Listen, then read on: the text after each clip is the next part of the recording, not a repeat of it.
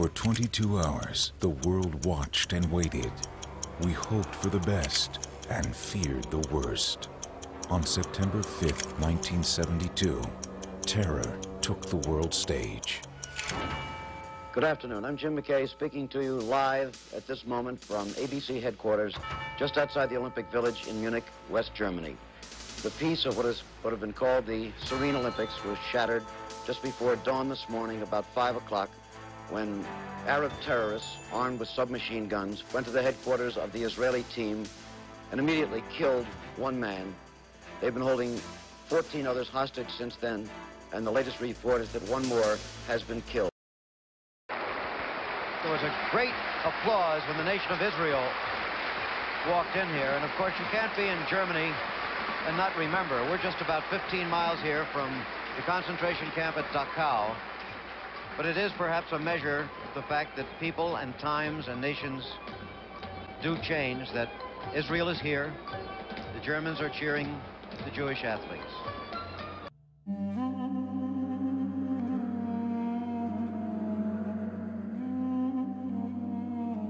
The dawn of September 5th, 1972 began a day that still horrifies.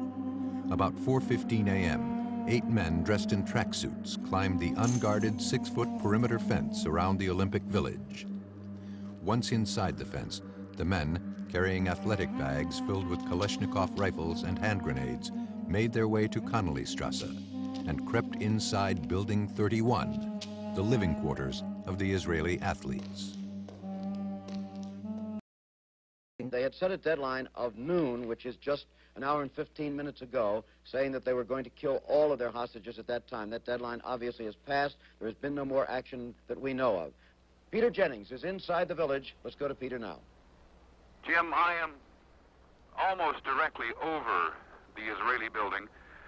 It will be a famous number before long. It's Building 31. It's on Connollystrasse. The security here remains terribly, terribly tight.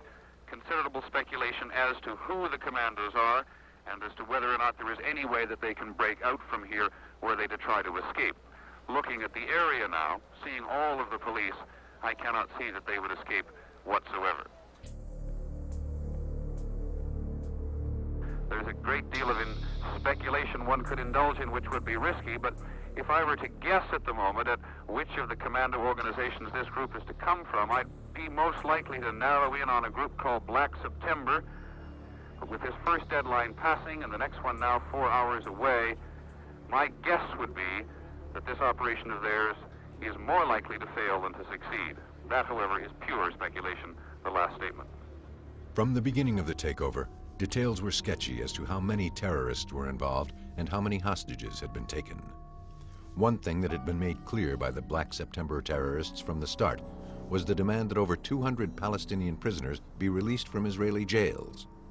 Otherwise, the hostages would be executed. While rounding up the hostages in the morning, the 8 members of Black September had captured 11 Israelis. Almost immediately, they had killed the weightlifting coach Moshe Weinberg as he was trying to resist. They shot and seriously wounded weightlifter Yosef Romano.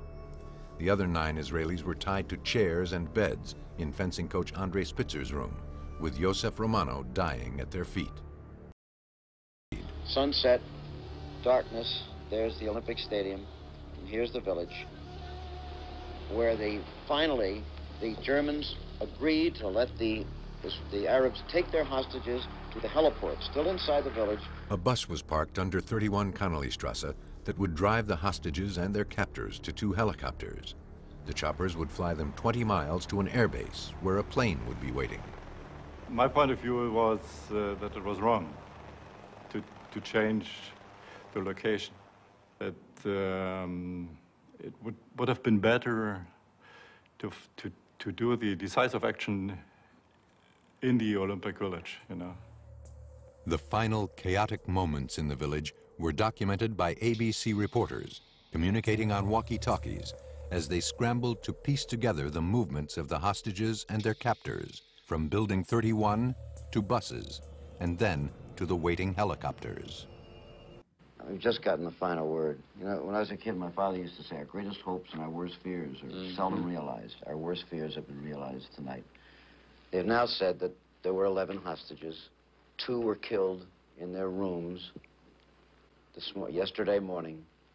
9 were killed at the airport tonight. They're all gone. We have to identify the bodies. They're still somewhere, and then arrange the coffins and take them back home. Parents are waiting and wives are waiting. So. The next morning, the Israeli contingent climbed aboard an El Al jet to accompany 10 coffins back to Israel. As the Israelis touched down in Tel Aviv, they were greeted by nearly 5,000 mourners, mad with grief. Ilana Romano had been heavily sedated since hearing the news that Yosef was killed.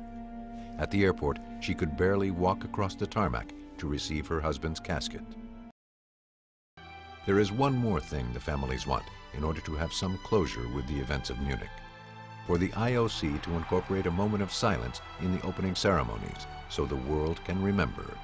Thus far, the IOC has refused, stating that the opening ceremonies is not the place for political statements. My dream would be that my father would get that 1 minute, that the stadium will stand up for 1 minute, even less, and his name would be said in one sentence, not a lot, but just to say, let's not forget what happened there. That's all. I think he deserves that.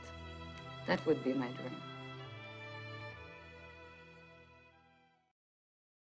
Munich teaches lessons about terrorism and politics, and cruelty and love. The families of the athletes who were slain want Munich to be remembered, not only as a tribute to their loved ones, but also as a cautionary tale. We can choose to let the worst in our natures get the best of us, or we can choose a better way. This story is not about 11 Israelis that were murdered.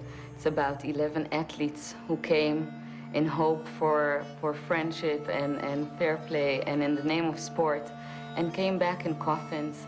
That's not the Olympic idea. That's not the Olympic dream. And it should never happen again.